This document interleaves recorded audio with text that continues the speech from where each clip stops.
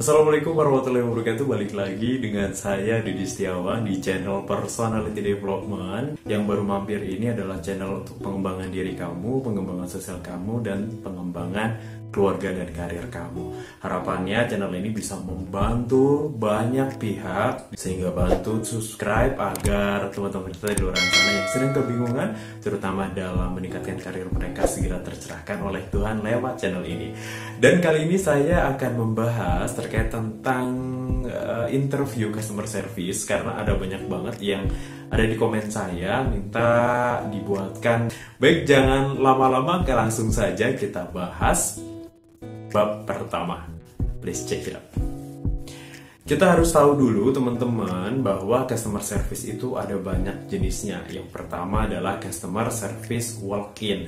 Nah teman-teman itu kalau pernah ke bank ya, atau pernah ke hotel gitu ya, mirip-mirip resepsionis gitu ya.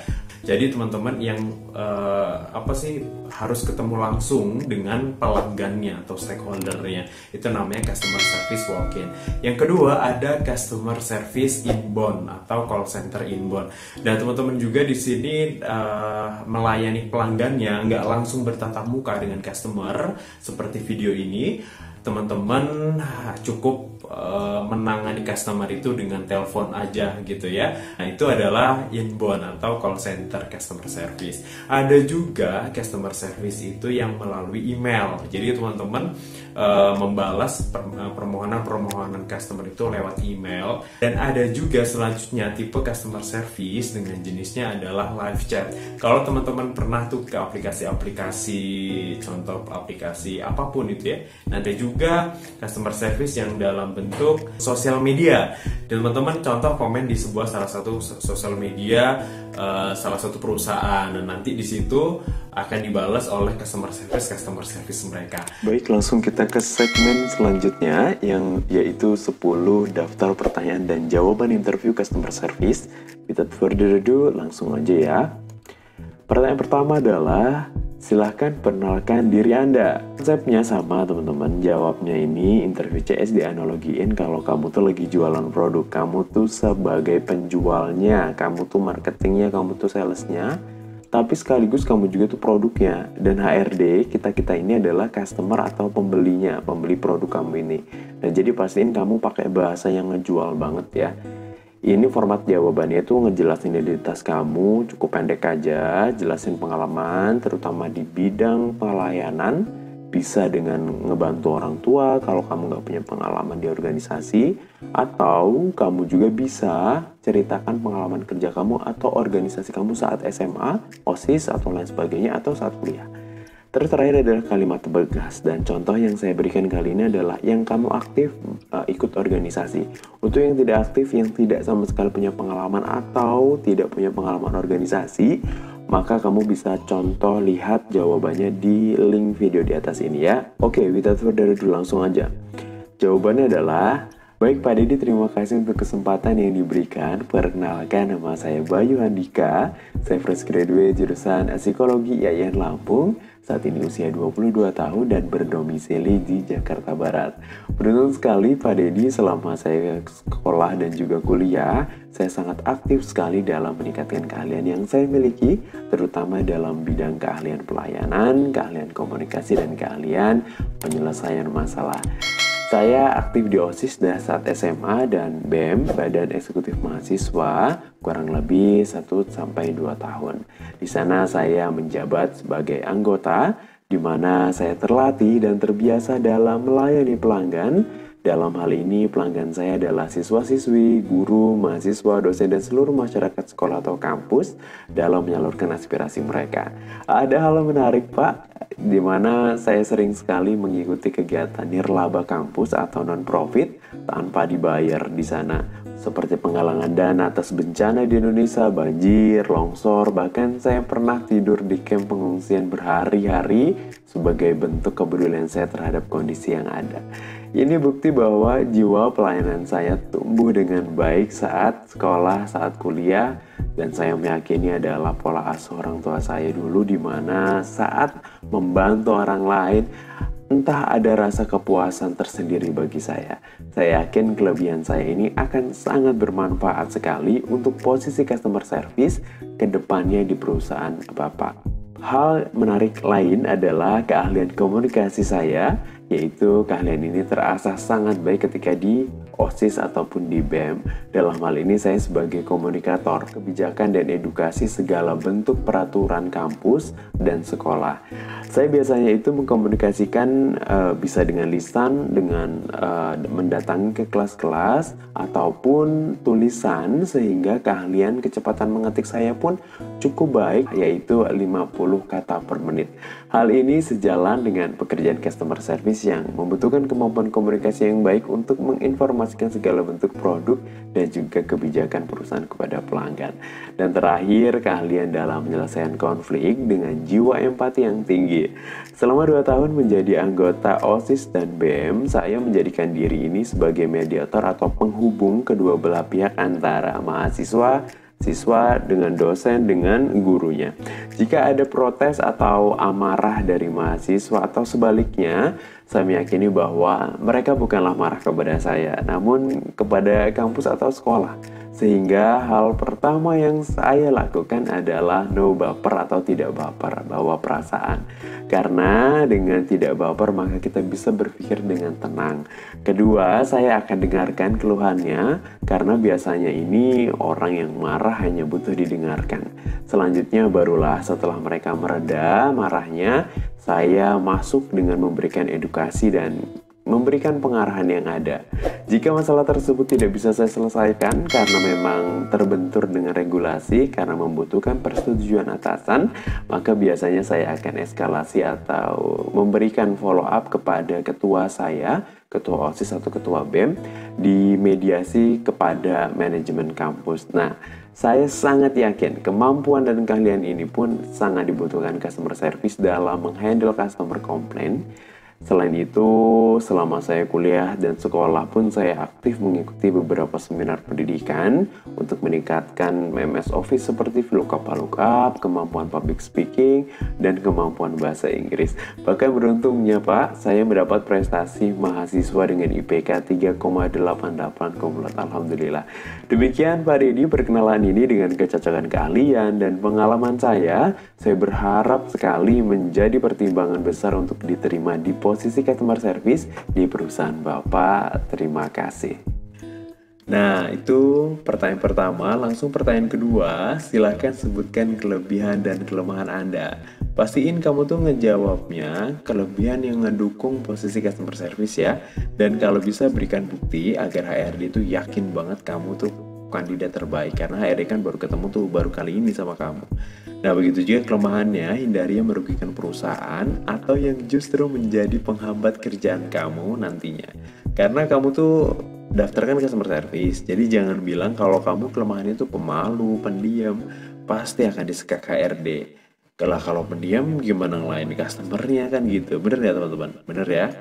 Oke, selanjutnya jawaban kelebihan. Silakan sebutkan kelebihan Anda gitu. Baik Pak Deddy, kelebihan saya adalah memiliki jiwa pelayanan yang tinggi. Saya menyadari kelebihan ini dari SMA, bahkan dari kecil saya senang sekali saat membantu orang lain. Ada kepuasan tersendiri saat saya bisa membuat mereka tertawa dan bahagia. Ini dibuktikan dengan saya memiliki kegiatan-kegiatan sosial yang saya ikuti seperti pada perkenalan di depan tadi. Kelebihan kedua adalah komunikasi. Ini dibuktikan saya sangat lancar berbincang dengan Bapak, tetap tenang dan tidak terbata-bata. Saya yakin kelebihan ini sangat menguntungkan perusahaan ketika saya dihadapkan dengan berbagai banyak tipe pelanggan. Dan menariknya, saya punya channel YouTube Pak yang bisa Bapak cek dengan akun Deddy Setiawan LND. Kelebihan ketiga adalah memiliki kemampuan penyelesaian masalah yang baik. Ini dibuktikan seperti saat saya perkenalan di awal bahwa sikap kita saat menghadapi orang marah cukup didengarkan terlebih dahulu. Setelah itu baru kita bisa mengedukasi. Karena saat seseorang marah maka mereka tidak bisa menerima masukan apapun. Biarkan meluap terlebih dahulu baru kita berikan masukan. Untuk kelemahannya sendiri, saya juga pasti punya kelemahan ya Pak ya, termasuk diri saya. Kelemahan saya adalah baru menguasai bahasa Indonesia saja Pak. Namun saat ini sedang mengikuti kursus bahasa Mandarin dan Inggris. Karena saya percaya saat menjadi customer service, kita tidak tahu pelanggan dari mana akan datang. Sehingga sebaiknya kita bisa menguasai banyak bahasa dan saya targetkan bisa dalam waktu dekat. Nah gitu teman-teman. Jadi memang benar-benar ini masalah tentang pekerjaan, bukan masalah tentang personality kamu. Pertanyaan ketiga, apa yang kamu ketahui tentang customer service? Nah, HRD itu ingin banget tahu filosofi dan pola pikir kamu tentang posisi customer service ini untuk melihat kesungguhan dan kedewasaan kamu tuh seperti apa. Jadi jawabannya tuh begini.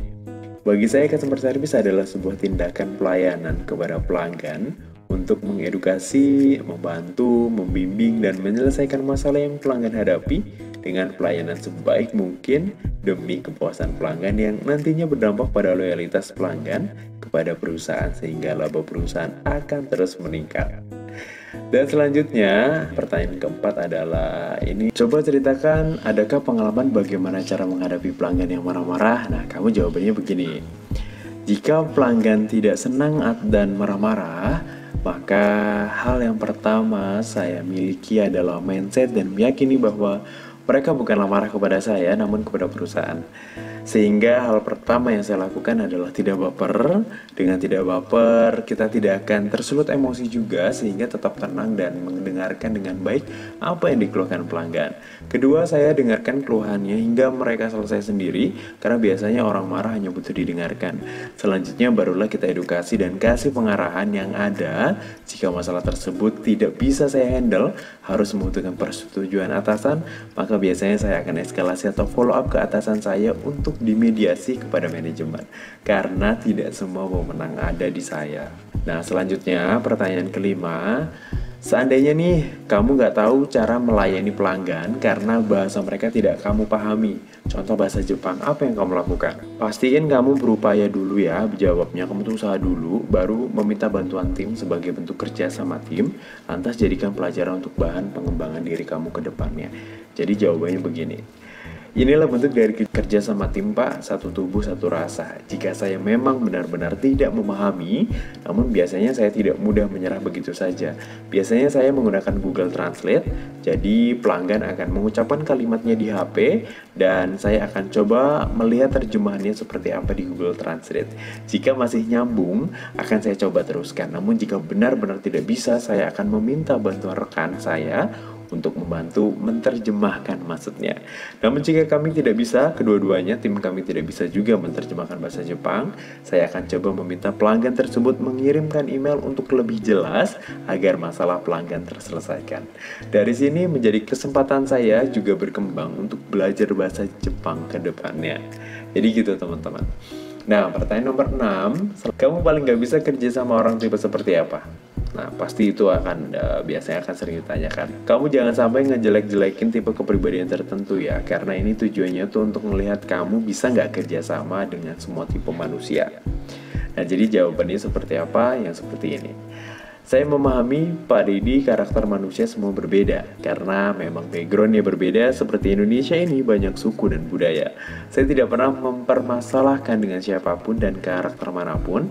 Yang terpenting bagaimana saya menghormati dan saling memahami dengan karakternya masing-masing. Jika terdapat kendala dalam koordinasi ke depannya, yang terpenting kita sudah menjalankan sesuai peraturan dan SOP yang berlaku. Karena keberagaman dalam setiap kantor pasti ada, dan disinilah kita dituntut dewasa jika terdapat kondisi begini untuk tetap profesional. Nah, pertanyaan selanjutnya, apa kasus terberat dari customer service yang kamu alami? Usahakan untuk tidak menjelek-jelekan pelanggan dalam kasus ini, sebab customer service yang baik adalah mereka yang menunjukkan bagaimana berempati dan menunjukkan solusi untuk pelanggan. Jawabannya seperti apa? Ya begini, kasus terberat saat saya menjadi karyawan baru dan saya belum memahami produknya, di mana saya mendapatkan kasus pelanggan yang tidak terima karena jasa yang kami berikan kurang memuaskan, meluap-meluap hingga menimbulkan kegaduhan. Tentunya sebagai customer service, saya tetap tenang saat itu. Saya coba tarik nafas dalam-dalam. Saya pelan-pelan mencatat keluhannya sambil probing atau menanyakan detail masalahnya apa. Setelah pelanggan selesai, saya akan mencoba edukasi sebisa saya dan menggunakan kalimat empati yang tinggi seperti contohnya begini Pak. Mohon Mohon maaf Ibu untuk ketidaknyamanannya. Saya sangat memahami kekecewaan Ibu. Mungkin jika saya jadi ibu pun akan melakukan hal yang sama. Namun ibu tidak perlu khawatir ya. Saya akan bantu sekuat tenaga saya agar kasus ibu diselesaikan dengan baik. Ibu mohon kesediaannya jika berkenan menunggu dalam waktu 3 menit ke depan untuk saya sekalikan terlebih dahulu kepada atasan saya. Bagaimana Bu, apakah boleh? Lantas saat itu pelanggan pun meredam dan alhamdulillah kasus selesai. Itu pertanyaan 7. Langsung pertanyaan ke-8. Apa motivasi kerja kamu? Nah, ini nih yang selalu salah dijawab kebanyakan kandidat. Kadang ada yang bilang cari pengalaman baru, cari suasana baru, ingin mempelajari hal baru, mencari tantangan baru. Padahal jawaban itu tuh sangat membunuh kamu gitu ya. Niatan hati mungkin agar kamu tuh dikenal HRD sebagai orang yang suka tantangan. Namun kalau HRD suka kamu dengan pertanyaan, oh cari pengalaman baru. Nanti kalau udah keterima di perusahaan kami, lantas kamu bosan gimana? Apakah akan cari pengalaman baru juga di perusahaan lain? Nah loh, kamu mau bilang apa kalau udah kayak gitu? Nah jadi pastiin, jujur aja gak apa-apa. Motivasi kerja itu kan ada 2 kan ya. Yang pertama adalah karena uang, yang kedua ya kan karena kamu ingin punya karir yang bagus gitu ya. Cuman bahasanya tuh yang sopan agar tidak terlihat money oriented. Jawabannya seperti apa? Terima kasih Pak atas pertanyaannya. Motivasi saya kerja ada 2 Pak. Yang pertama saya ingin menabung dan membantu orang tua saya dalam mencukupi kebutuhan. Dan yang kedua adalah karir Pak atau jenjang karir Pak.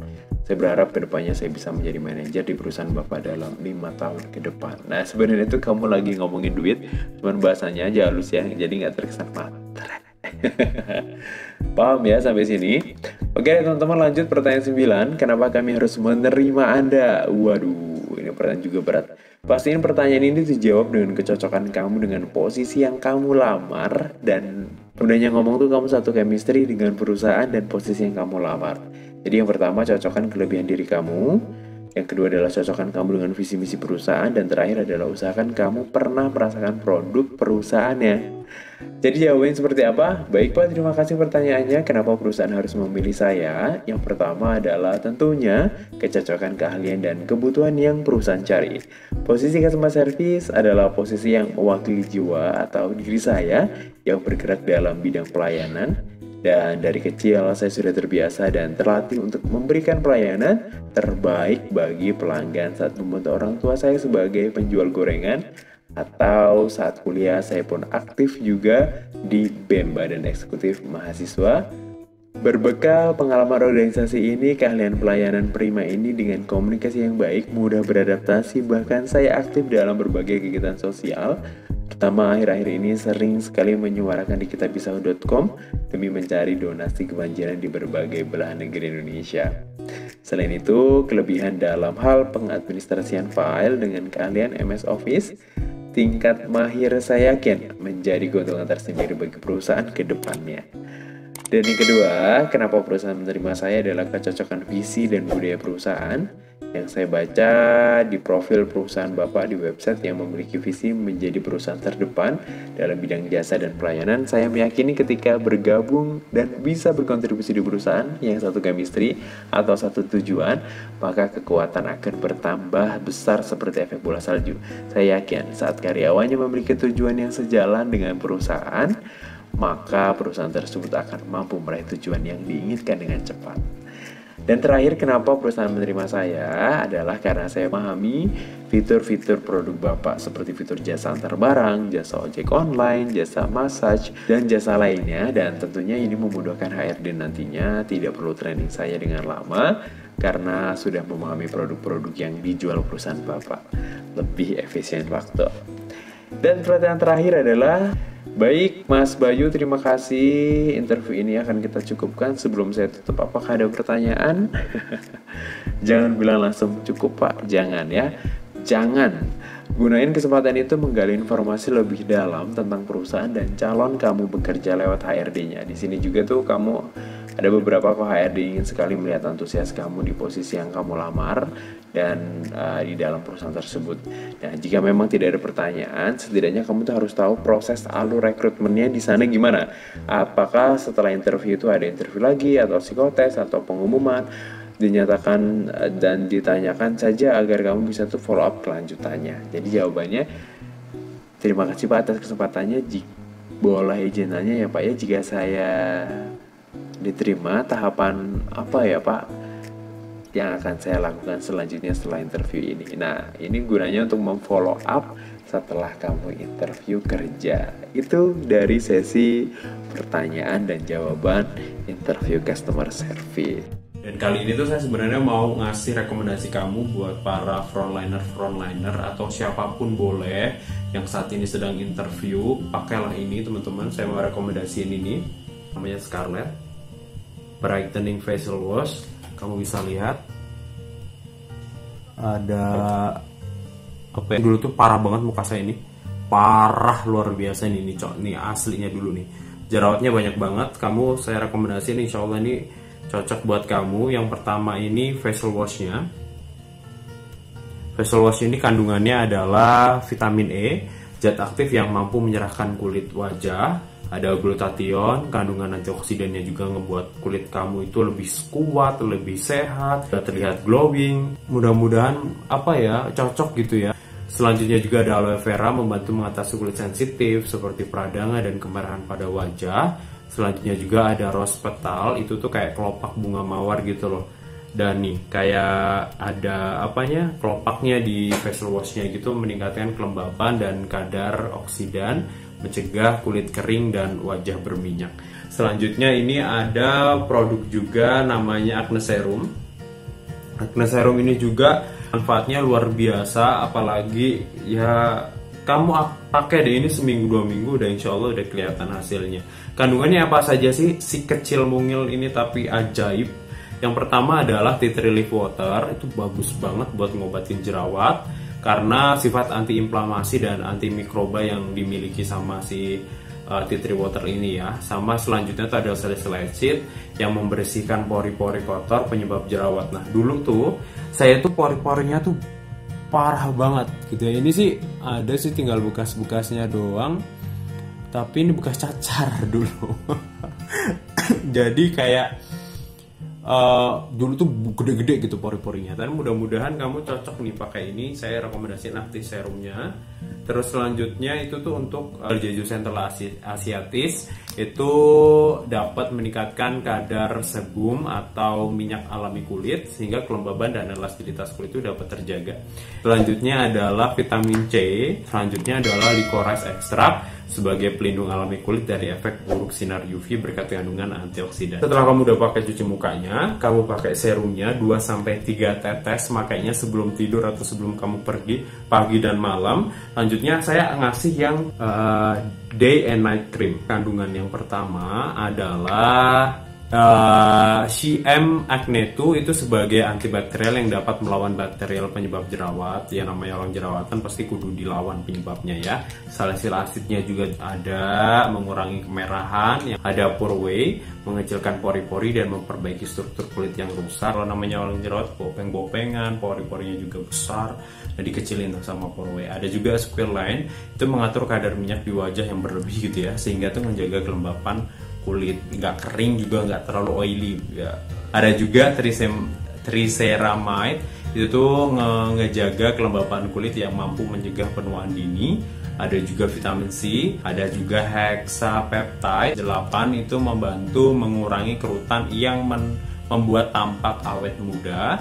Serta terakhir adalah aquapeptide glow, itu yang menghidrasi kulit, mencegah kulit kering.